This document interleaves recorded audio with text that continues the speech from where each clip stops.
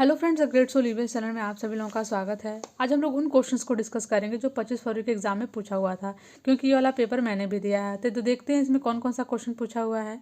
तो पहले हम इंग्लिश में देखते हैं कि किस किस टॉपिक से क्वेश्चन बने हुए थे।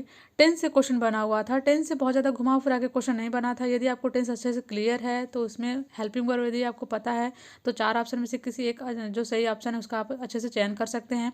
जैसे मेरे एग्जाम में जो पूछा हुआ था, एक फ्यूचर कंटिन्यूस से पूछा हुआ था और प्रेजेंट परफेक्ट कंटिन्यूस से पूछा था। दो पूछा था, एक और पूछा था वो मुझे नहीं याद आ रहा है।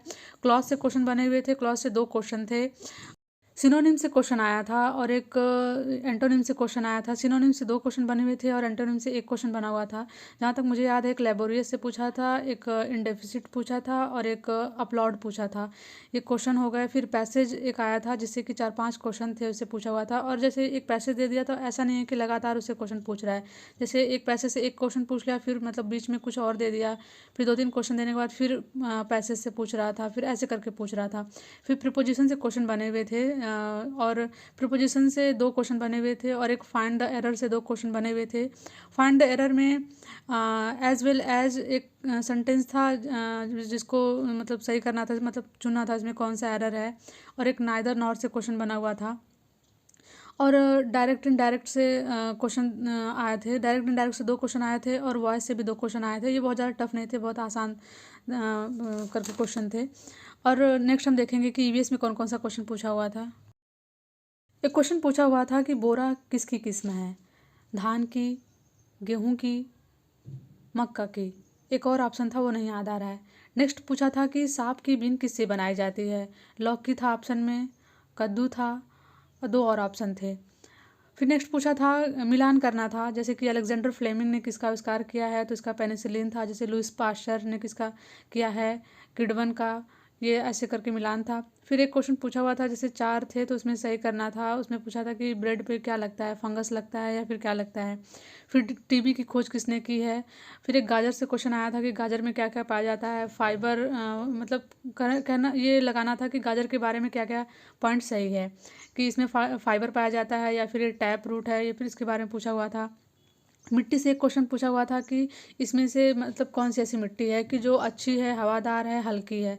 4 ऑप्शन दिए हुए थे, दोमट मिट्टी, चिकनी मिट्टी, दोमट मिट्टी, चिकनी मिट्टी दोनों, और एक ऑप्शन था रेतीली मिट्टी। ये ऑप्शन था। एक और क्वेश्चन ईवीएस में आया हुआ था कि यदि आप चंद्रमा पर जाते हैं और चंद्रमा से धरती पर देखते हैं तो आपको वहाँ से कौन सी चीज़ें दिखें, कौन सी चीज़ आप मतलब आसानी से देख सकते हैं। ऑप्शन था कि पूरी पृथ्वी को देख सकते हैं आप अच्छे से। फिर एक ऑप्शन था कि चीन की दीवार को देख सकते हैं। 2 और ऑप्शन थे। अब नेक्स्ट देखेंगे कि हिंदी में कौन कौन से क्वेश्चन पूछे हुए थे। हिंदी में विलोम से क्वेश्चन आए हुए थे। 4 ऑप्शन दिए हुए थे और उसमें से चुनना था कि कौन सा असंगत है। जैसे व्यष्टि का समष्टि दिया हुआ था, हास का पतन दिया हुआ था। और संज्ञा से क्वेश्चन बने हुए थे कि संज्ञा, इसमें भी असंगत को चुनना था। जैसे कि एक तरफ संज्ञा दिया हुआ था, दूसरी तरफ संज्ञा का ही विशेषण बनाना था, जैसे कि लघु का लघुता हो गया। बहुवचन से क्वेश्चन पूछा हुआ था, जैसे कि कटोरा का कटोरे दिया था, विद्यालय का विद्यालय दिया था, 2 और दिया था, उसमें से असंगत चुनना था।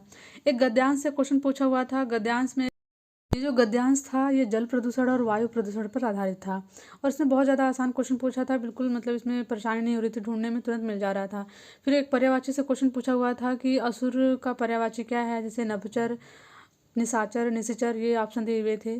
फिर जो ये एनसीईआरटी की बुक है रिमझिम, इससे बहुत ज़्यादा क्वेश्चन बने हुए थे। जैसे पूछा था कि कक्कू किसकी रचना है, कुर्सी का पहिया किसकी रचना है, और एक पोएम दिया हुआ था 4 लाइन का। फिर ये पूछा था कि ये किससे है। 4 ऑप्शन दिया हुआ था कि रिमझिम 1, रिमझिम 2, रिमझिम 3, रिमझिम 4 से ऐसे पूछा था। फिर एक खिलौने वाला पूछा था कि इसकी रचना किसने की है।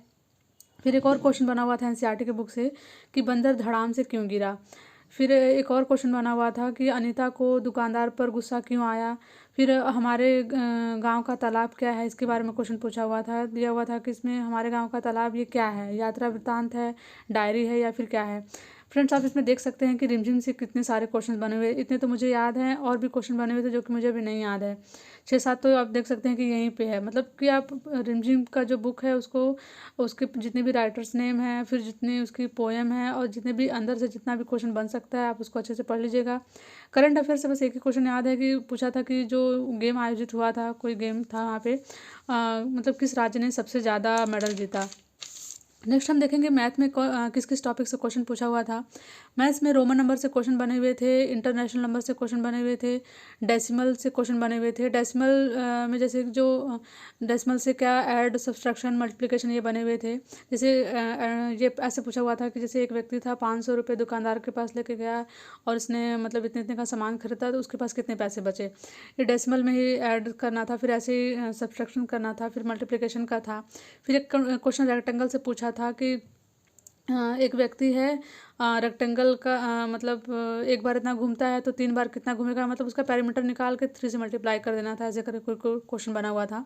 फिर इक्विलेटरल से क्वेश्चन बने हुए थे और आइसोसेलेस ट्रायंगल से क्वेश्चन बने हुए थे। और ये मतलब ये जो दोनों ट्रायंगल है इसमें नंबर ऑफ सिमेट्री ऐसे करके कुछ क्वेश्चन बने हुए थे। फिर नेक्स्ट हम देखेंगे रीजनिंग में कौन कौन से क्वेश्चन आए हुए थे।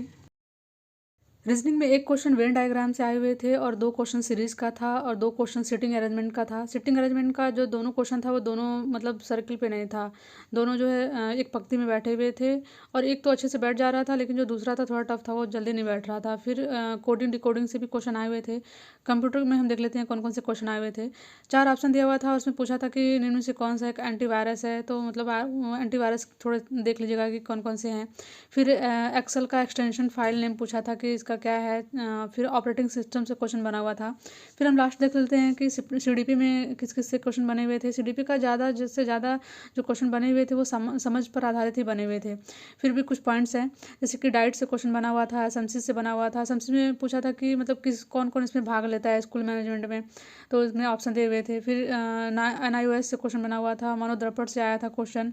और फिर 40% डिसेबिलिटी से क्वेश्चन आया हुआ था। पियाजे का क्वेश्चन आया था कि जैसे एक बच्चा है, संकेतों के माध्यम से बात करता है, वो वर्तमान की चीज़ें और भविष्य की चीज़ों को याद रखने में असमर्थ रहता है, ऐसे करके क्वेश्चन बना था। फिर कोहलबर्ग के परंपरागत सिद्धांत कन्वेंशनल से क्वेश्चन बना हुआ था। नई शिक्षा नीति से क्वेश्चन बना हुआ था। तो फ्रेंड्स ये कुछ क्वेश्चन थे, आप इनको जरूर देख लीजिएगा क्योंकि इसी पैटर्न पे क्वेश्चन बन रहे हैं।